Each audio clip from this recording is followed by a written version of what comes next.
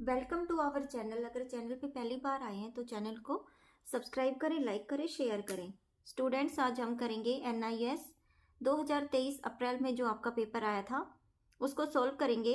इससे पहले मैं 4 वीडियो डाल चुकी हूँ। अगर आपने नहीं देखी तो वो भी आप प्ले लिस्ट में जाके देख सकते हैं। उसमें मैंने क्वेश्चन नंबर 11 तक कंप्लीट करा दिया है। आज इस वीडियो में मैं क्वेश्चन नंबर 12 को कराऊंगी। स्टूडेंट्स, देखते हैं क्वेश्चन नंबर 12। ये आपका टोटल इसमें 5 क्वेश्चंस आएंगे आपके, जो 1 मार्क्स के होंगे और ये आपका 5 मार्क्स का टोटल होगा। ये आपका एक जो है इस टाइप का एक क्वेश्चन आएगा, ठीक है। काव्यांश का ये क्वेश्चन है। इसमें एक ये ऐसे करके आपको गद्यांश दिया गया है, ठीक है। तो आपने क्या करना है, इसको पढ़ के और इसके उत्तर इसमें से छांट के देने होंगे, ठीक है। तो देखते हैं क्या करना है।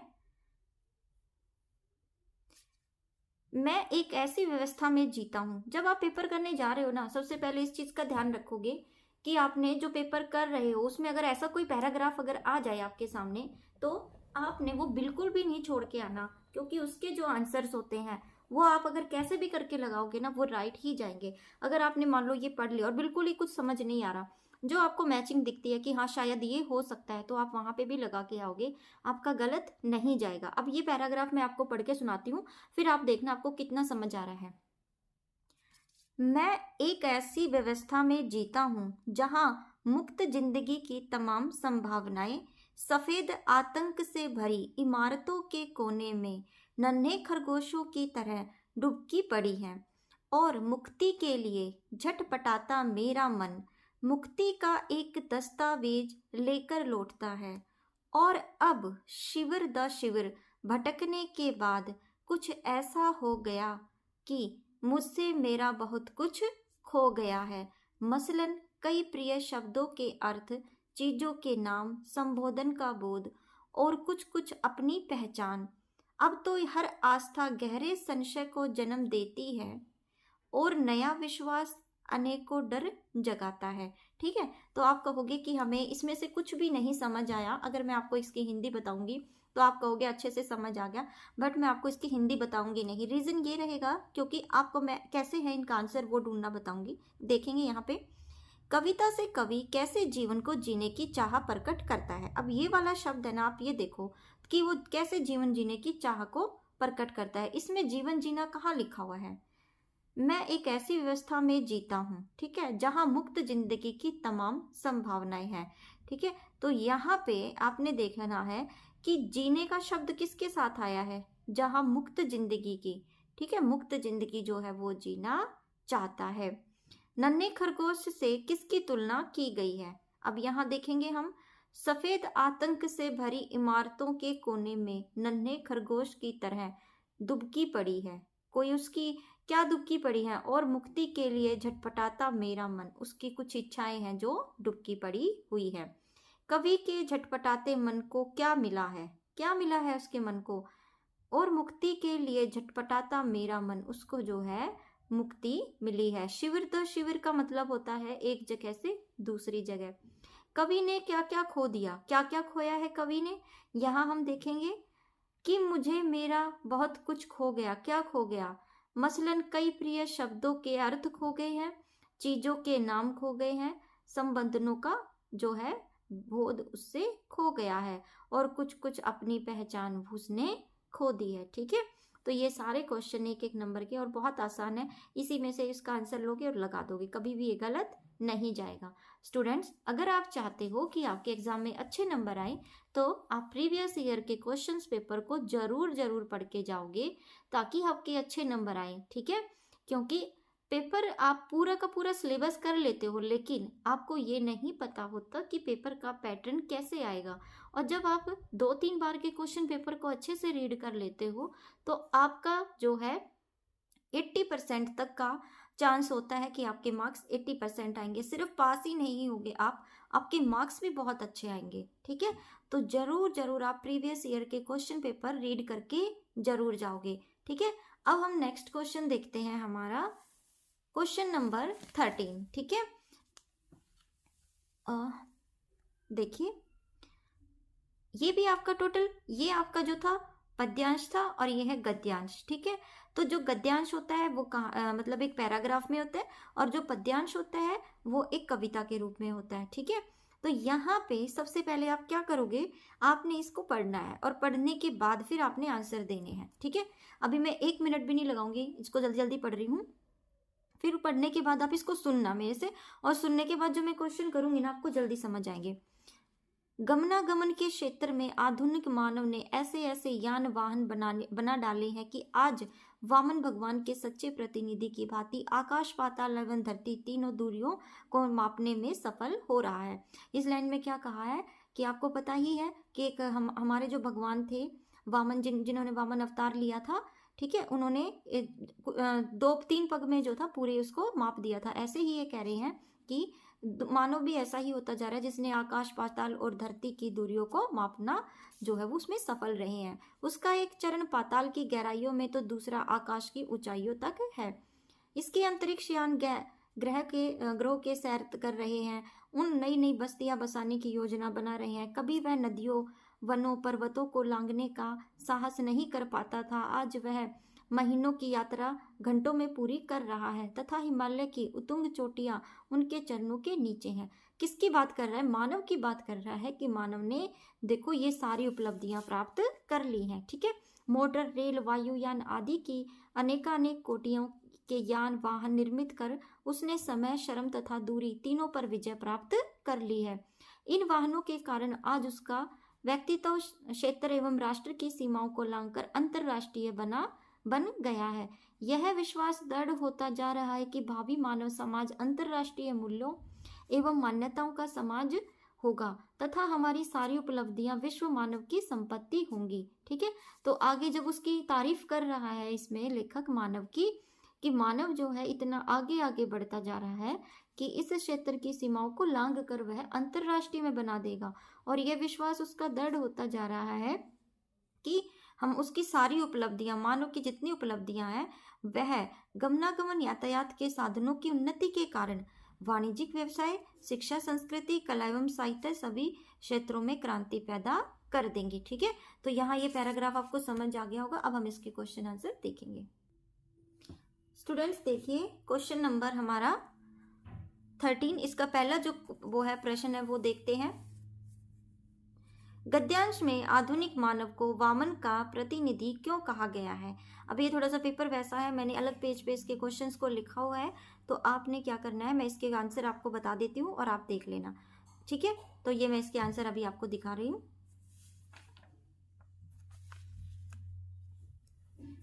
गद्यांश में आधुनिक मानव को वामन का प्रतिनिधि क्यों कहा गया है। ठीक है, क्यों कहा गया है, वामन मतलब भगवान जिनका अवतार हुआ था, प्रतिनिधि जो उनको मानने वाले हैं, क्योंकि मानव ने, भगवान वामन ने क्या किया था, 3 पग में आकाश पाताल और जो था धरती आकाश पाताल को माप दिया था।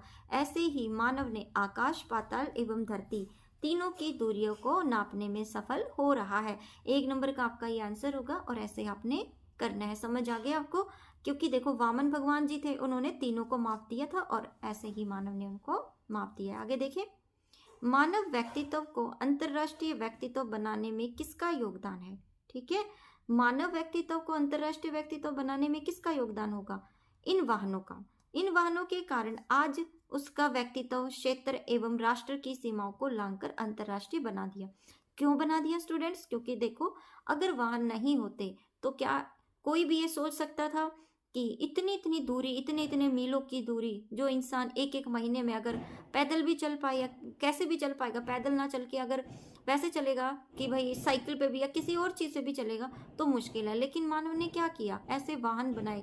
ठीक है, तो वायुयान वगैरह बनाया, जिसके कारण अंतरराष्ट्रीय जो है सीमाओं को लांघकर एक दूसरे से लोग मिल सकते हैं, और राष्ट्र की सीमाओं को लांघकर अंतरराष्ट्रीय बना दिया। ठीक है, आगे देखते हैं। यातायात के क्षेत्र में आज कौन से साहसिक कार्य किए गए हैं। ठीक है, मोटर रेल वायुयान आदि को अनेक कोटियों के यान वाहन निर्मित कर समय श्रम तथा दूरी 3 पर विजय पा ली है। ठीक है, कहता है यातायात के क्षेत्र में कौन कौन से ऐसे कार्य किए गए हैं कौन से कार्य किए गए यातायात में? इंसान पहले पैदल चलता था, उसके बाद साइकिल आई, साइकिल के बाद मोटर आई, फिर रेल आई, फिर वायुयान आया। ठीक है, तो ऐसे ऐसे अलग अलग जो है वाहनों का निर्माण होता गया। समय, टाइम, श्रम, मेहनत तथा दूरी यानी समय, तीनों पर विजय इंसान ने पा ली है। ठीक है, डिस्टेंस इस पे। अगला क्वेश्चन देखें, भविष्य में ऐसे समाज की संभावना व्यक्त की गई है? भविष्य में कैसे समाज की संभावना को व्यक्त किया गया है? भविष्य में मानव समाज अंतरराष्ट्रीय मूल्यों एवं मान्यताओं का समाज होगा तथा हमारी सारी उपलब्धियां विश्व समाज की संपत्ति होंगी। विश्व में मानव समाज, ठीक है, अंतरराष्ट्रीय मूल्य एवं मान्यताओं का समाज होगा। ठीक है, क्योंकि कहते हैं मानव का जो समाज है वो मूल्यों पर आधारित होगा और अंतरराष्ट्रीय केवल अपने देश की बात ना करके पूरे के संसार की बात वो करेगा और उपलब्धियां एवं विश्व की संपत्तियां होंगी। स्टूडेंट्स, ये क्वेश्चन आपको याद करके नहीं लिखने हैं, ये पैराग्राफ के अंदर से ही मैंने छाटे हुए हैं। आपने क्या करना है, पैराग्राफ को पढ़ के, क्वेश्चन को पढ़ के और वहां से वहां तक टिक लगा देना है और इसके मार्क्स नहीं कटते। जैसा भी आप लिख के आओगे उसमें आपके मार्क्स ऐसे के ऐसे ही मार्क्स आएंगे। ठीक है, गद्यांश का एक जो है उपयुक्त शीर्षक लिखिए। इसका एक शीर्षक मतलब ये जो पैराग्राफ बनाया गया है इसका एक उचित नाम बताना है। शीर्षक का मतलब होता है नाम। जब कभी भी ये वर्ड आपको दिखाई दे तो वो नाम पूछना चाहता है कि जो पैराग्राफ है इसका क्या नाम हो सकता है। तो यहाँ मैंने लिखा है आधुनिक मानव। ठीक है, यहाँ पे आप ये भी लिख सकते हो मानव की वाहन खोज, है ना। तो जो भी आप उस पर लिखोगे या इसी लाइन में आप देखो, भविष्य में मानव समाज अंतरराष्ट्रीय मूल्य एवं मान्यताओं का समाज होगा, तो आप ये भी लिख सकते हो अंतरराष्ट्रीय मूल्यों का समाज। कुछ भी अगर आप लिखोगे गद्यांश का शीर्षक, वो आपका 1 नंबर का राइट जाएगा। स्टूडेंट्स, आपको यहाँ तक अच्छे क्वेश्चन समझ आ गए होंगे 13 तक। आगे हम करेंगे क्वेश्चन नंबर 14। अभी हम देखेंगे क्वेश्चन नंबर 14। निम्नलिखित गद्यांश का एक सार लगभग 1/3 शब्दों में लिखिए। ठीक है, 5 नंबर का आपका क्वेश्चन है। ये पूरा का पूरा आपका फ्री का नंबर है, कुछ नहीं करना इसके अंदर, कुछ भी। ये एज इट इज आपने 1/3 का मतलब होता है जितना ये पैराग्राफ दिया गया है इसमें से आपने 2 हिस्सों को अलग कर देना है और 1 हिस्से को लिखना है। ठीक है, अगर आपको सही में हिंदी पढ़नी आती है तो आपको जो पॉइंट इंपॉर्टेंट लगते हैं वो उतार के लिख देना और जो नहीं लगते हैं उसको छोड़ देना। मान लो इसमें देखो टोटल कितनी लाइनें हैं, 1 2 3 4 5 6 7 और 8, 8 लाइनें हैं।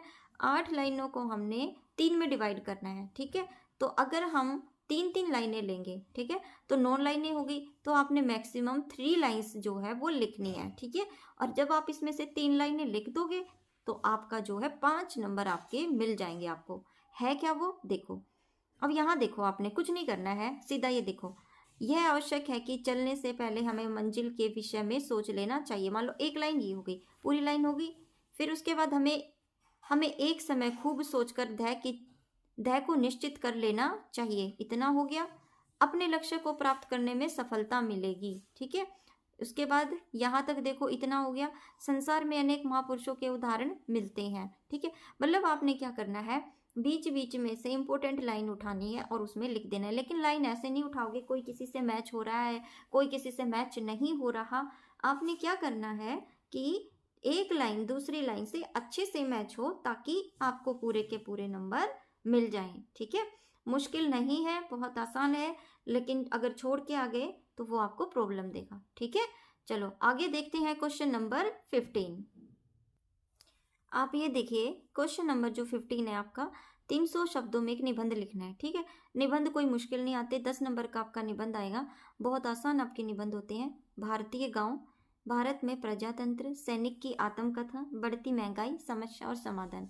चारों के चारों ऐसे निबंध हैं जो आप जिसको बना के लिख सकते हो। लेकिन निबंध लिखने की एक टेक्निक होती है, उसमें ये नहीं है कि आपने 5-6 पेज भर दिए और कहते हो कि मैम हमने तो पूरा पेपर किया था, पूरा पेपर भर के आए थे, लेकिन सिर्फ 2 नंबर हमें मिले। उसमें गाथा नहीं भरनी। मैं आपको दिखाती हूँ कि जब आप ऐसे लिख के आओगे, निबंध लिख के आओगे तो उसको कैसे करोगे, वो भी अभी मैं आपको दिखाती हूँ। देखिए स्टूडेंट्स, 300 शब्दों में निबंध है। टॉपिक होगा बढ़ती महंगाई, समस्या, समाधान। ठीक है, सबसे पहले आप एक पॉइंट याद करोगे, प्रस्तावना। प्रस्तावना के अंदर पहले के समय आप सिर्फ प्रस्तावना लिखोगे। प्रस्तावना में होता है थोड़ा उसके बारे में बताया जाता है कि हम किसके निबंध लिख रहे हैं, ठीक है। यहाँ पे बच्चे मैंने सिर्फ पॉइंट्स लिए हैं, आप इसको एक्सप्लेन करके लिखोगे, ठीक है, क्योंकि मैंने ज़्यादा लेंथ इसको नहीं लिया, पॉइंट्स ही लिए हैं। पहले के समय चीज़ें कितनी सस्ती होती थी, महंगाई देश के विकास के आड़े आ रही है, लोगों का गुजारा करना मुश्किल हो गया है। मैंने 3 लाइन में ये लिखा प्रस्तावना के अंदर, आप और भी कुछ लिख सकते हो, ठीक है, कि जो है शिक्षा पे भी असर पड़ रहा है लोगों के, अगर लोग बेरोजगार हैं, ठीक है, बहुत सारी ऐसी चीज़ें होती हैं जो आप इसके अंदर लिख सकते हो। मैंने यहाँ 3 पॉइंट्स लिखे हैं। फिर उसके बाद हमने क्या करा है, अब महंगाई तो हमने बता दी कि क्या क्या है प्रस्तावना के अंदर, अब बढ़ती महंगाई के कारण, ठीक है, आपने ऐसे ही पेपर में लिख के आना है। बढ़ती महंगाई के कारण क्या है, कालाबाजारी से बढ़ती है महंगाई, ठीक है। कालाबाजारी क्या होती है, कालाबाजारी वही क्या करते हैं लोग कि जो चीज़ें जैसे किसान से उन्होंने ले ली और फिर उसके बाद वो बड़े बड़े उसमें स्टोर करके रख देते हैं, और रखने के बाद जब उनको लगता है कि भाई अब उनकी कीमत बढ़ रही है तो तब वो उसको निकाल देते हैं और फिर ज़्यादा रेट में उसको बेचते हैं। भ्रष्टाचार है महंगाई का प्रमुख कारण। भ्रष्टाचार आपको पता ही है, लोग क्या करते हैं कि जो ज़्यादा पैसे वाले किसान लोग तो मरते ही हैं, लेकिन भ्रष्टाचारी लोग जो होते हैं वो इस फायदा उठा लेते हैं, ठीक है, जो भ्रष्टाचारी जो लोग होते हैं। वितरण प्रणाली का खराब होना, जो सिस्टम है हमारा वो भी खराब है, उस वजह से भी जो ये है व्यवस्था खराब होती जा रही है। तो 3 पॉइंट्स देखो आप, अगर कोई टीचर आपका पेपर चेक करेगा 10 नंबर का है, सीधा यहाँ चेक करेगा 2 मार्क्स दे देगा, यहाँ चेक करेगा 2 मार्क्स दे देगा। वो ये नहीं देखेगा कि आपने कितना लिखा हुआ है, आप सिर्फ पॉइंट्स में लिखोगे, उसको समझ आ रहा है कि हाँ बच्चे ने लिखा है और पॉइंट में ही लिखा है, ठीक है। नेक्स्ट वो करते हैं, आप ये देखो नेक्स्ट, अब हमने यहाँ किया था कारण, अब कारण महंगाई का प्रभाव। कारण तो ये सारे हैं कि लोग क्या क्या करते हैं, प्रभाव किस पे पड़ेगा, गरीबों पर बढ़ती महंगाई का प्रभाव। अगर गरीब लोग हैं उस पर तो क्या प्रभाव पड़ेगा, सब्जियां महंगी हो जाएंगी, ठीक है, रोजमर्रा की जो उनकी ज़रूरतें हैं वो महंगी हो जाएंगी, तो गरीब तो बेचारा और मरता जाएगा। भारत की आम जनता पर महंगाई का प्रभाव। भारत की आम जनता कितनी है, आपको पता है कि सारी जनता जो है वो अमीर नहीं है, मिडिल क्लास और गरीब लोग, उन पे सबसे ज़्यादा महंगाई का प्रभाव पड़ता है, तो ये आप जरूर उसमें लिखना। 2 पॉइंट्स ये हो गए प्रभाव के अंदर, तो 2 नंबर आप 6 नंबर आपके टोटल हो गए। महंगाई को रोकने के उपाय, अब यहाँ प्रभाव क्या उपाय है, अनाज का अधिक उत्पादन, कि महंगाई को कैसे रोका जा सकता है कि किसानों को जो है ज़्यादा उत्पादन करवाया जाए, ठीक है, ताकि जो है लोग, जितना अनाज का उत्पादन होगा लोगों को उतना फायदा होगा। बढ़ती हुई जनसंख्या पर नियंत्रण, और जितनी जनसंख्या बढ़ रही है क्योंकि साधन कम है और उसको यूज़ करने वाले ज़्यादा हैं, तो इसीलिए आपको क्या करना है, बढ़ती हुई जनसंख्या पर नियंत्रण करना है। तो 2 नंबर आपके यहाँ हो गए, कितने हो गए, 8 नंबर हो गए। उपसंहार, उपसंहार जैसे आपने प्रस्तावना लिखी, प्रस्तावना में आपने सारी बातें लिखी, उपसंहार में लिखोगे महंगाई पर विचार करना चाहिए, ठीक है।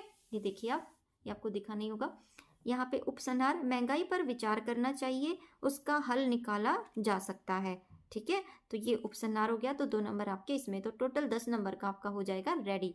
ये नहीं है कि उसको भरते जाओ, मैंने देखो आपका पूरा 10 नंबर का एक पेपर के एक ही साइड में लिख दिया है, बट यहाँ मैंने कुछ एक्सप्लेन नहीं किया, आप यहाँ इसको एक्सप्लेन भी कर सकते हैं, थोड़ा थोड़ा तो एक्सप्लेन करोगे ही, मैंने तो सिर्फ आपको हिंट्स दिए समझाने के लिए, लेकिन आप इसको थोड़ा एक्सप्लेन जरूर करोगे, ठीक है। तो आप अभी देखते हैं क्या है ये, पहला है प्रस्तावना, ऐसे 2 नंबर, बढ़ती महंगाई के कारण, फिर ये आपके 2 नंबर यहाँ 4, महंगाई का प्रभाव, फिर 2 नंबर यहाँ पे, ठीक है, 6 नंबर महंगाई को रोकने के उपाय, 2 नंबर यहाँ पे 8, और लास्ट में उपसंहार, और आपका हो जाएगा कंप्लीट, ठीक है। चलो भी नेक्स्ट देखते हैं क्वेश्चन। स्टूडेंट्स, ये आपका क्वेश्चन नंबर 16 है, जिसमें आपको एक लेटर लिखना है, ठीक है, वो मैं अभी आपको दिखाती हूँ। ये रहा आपका लेटर, टोटल आपका 5 नंबर का आएगा, इसमें है 2 आपको लेटर दिए जाएंगे, एक ऊपर एक नीचे, और बीच में अथवा लिखा होगा, इसमें से आपको एक ही करना है। हमने ये वाला किया है, स्कूल से घर तक की बस यात्रा करते हुए आपका बैग, जिसमें पुस्तक, कापियाँ, कुछ धनराशि भी थी और बस में छूट गया, इसकी सूचना बस डिपो प्रबंधक को पत्र लिखकर छूटे सामान को उपलब्ध कराने का अनुरोध कीजिए, ठीक है। अब देखते हैं क्या करना है। सबसे पहले लिखोगे सेवा में श्रीमान बस डिपो प्रबंधक जी। ये मैंने कहाँ से लिया, ये मैंने आपके एप्लीकेशन में जो आपका वो दिया गया था क्वेश्चन, उसी में से लिया है, बस डिपो प्रबंधक जी। फिर सीधा यहाँ मैंने दिल्ली लिख दिया 41, ठीक है। तो मैंने ऐसे ही लिख दिया, आप भी कुछ भी लिख सकते हो जो आपके दिमाग में एड्रेस, उसमें एड्रेस वगैरह मेंशन नहीं है, अगर नहीं है तो आप अपनी इच्छा से लिख सकते हो। सब्जेक्ट की बात करें, विषय बस में छूटे सामान को उपलब्ध कराने के लिए, ठीक है। तो ये भी मैंने उसी में से लिखा है, ठीक है। इसमें ज़्यादा आपको देखने की जरूरत नहीं है। मान्यवर, अब आपने ऐसे करके लिखना है। मेरा नाम मोहन है, मैं प्रतिदिन बस से अपने विद्यालय आता और जाता हूँ। कल जब मैं विद्यालय से घर आ रहा था तभी मेरा बैग बस में ही रह गया, जिसमें मेरी पुस्तकें, कॉपियाँ और कुछ धनराशि भी थी। मेरा आपसे अनुरोध है कि जल्द से जल्द मेरा छूटा हुआ सामान उपलब्ध कराएं। मैं आपका अति आभारी हूँगा। धन्यवाद। इससे ज़्यादा आपको कुछ भी नहीं लिखना है, ठीक है। और उसके बाद लास्ट में आपने करना है प्रार्थी, मोहन आपका नाम है, एड्रेस जहाँ अगर आपकी किताबें आ गई तो वो यहाँ पहुँचा देंगे, मकान नंबर 102 दिल्ली, ठीक है, क्योंकि आसपास का एरिया था आपका वही। यहाँ डेट डाल लेना, यहाँ साइन कर देना और आपका लेटर हो जाएगा रेडी, ठीक है। तो बहुत ईजी तरीके से लेटर लिखना होता है और ये आपके सामने लेटर है, इसको याद कर लेना, ठीक है। स्टूडेंट्स, अगर वीडियो अच्छी लगी हो तो वीडियो को लाइक किया करो। अगर कोई प्रॉब्लम है तो कमेंट्स बॉक्स में अपने क्वेश्चन भी पूछ सकते हो, और उम्मीद करेंगे हम कि आपको वीडियो अच्छे से समझ आ गई होगी। मैंने और भी वीडियो डाली हुई हैं प्रीवियस क्वेश्चन पेपर को लेके, और आगे भी मैं और भी वीडियो डालूंगी। अगर आपको अच्छे नंबर चाहिए तो प्लीज़ चैनल पे रोज़ विजिट किया करो। Thanks for watching.